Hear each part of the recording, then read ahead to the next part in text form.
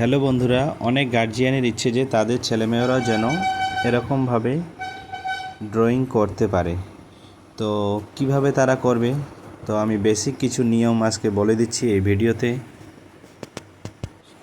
সাধারণত আমরা কি করি, ড্রয়িং শুরু করার সময় অনেক জটিলভাবে শুরু করি, তাদেরকে সরাসরি ছবি আঁকতে দেই আমরা, কিন্তু এটা একদমই করা যাবে না। তো কি করতে হবে, সব সময় তাদেরকে সোজা সোজা লাইনগুলো প্র্যাকটিস করাতে হবে বেশি বেশি করে। তারপরে যেটা করা উচিত, বিভিন্ন রকমের শেপ, এই যে আয়তকার, ত্রিভুজ, এই ধরনের শেপগুলো অনেকবার প্র্যাকটিস করতে হবে।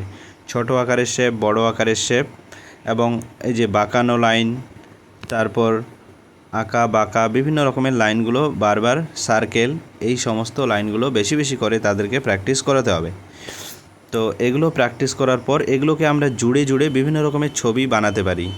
ধরুন আমি এখানে একটা বক্স বানাবো এবং বক্স বানিয়ে সেটাকে একটা আইসক্রিমের রূপ দেব।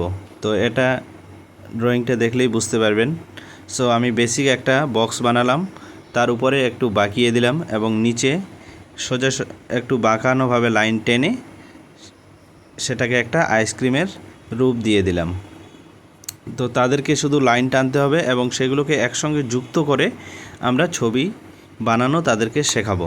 তাদেরকে সরাসরি বলবো না যে একটা বাড়ি বানাও, আইসক্রিম বানাও। এরকম যদি বলি তাহলে তাদের কাছে সেটা অনেক জটিল হয়ে যায়। সেজন্য আমাদের ছোট ছোট বক্সগুলোকে একসঙ্গে যুক্ত করে বা লাইনগুলোকে যুক্ত করে আমরা বিভিন্ন রকমের জিনিস বানানো তাদের শেখাবো, তাদেরকে সরাসরি বানানো শেখাবো না। তো প্রত্যেকটা বাচ্চার ড্রয়িং করার সময় আলাদা আলাদা সমস্যা তৈরি হয়, তাদেরকে আলাদাভাবে বোঝাতে হয়। তো এই ভিডিওর মাধ্যমে অতগুলো সমস্যা একসঙ্গে দেখানো যাবে না, তাই আমি বেসিক কিছু নিয়ম এখানে দিয়ে দিলাম।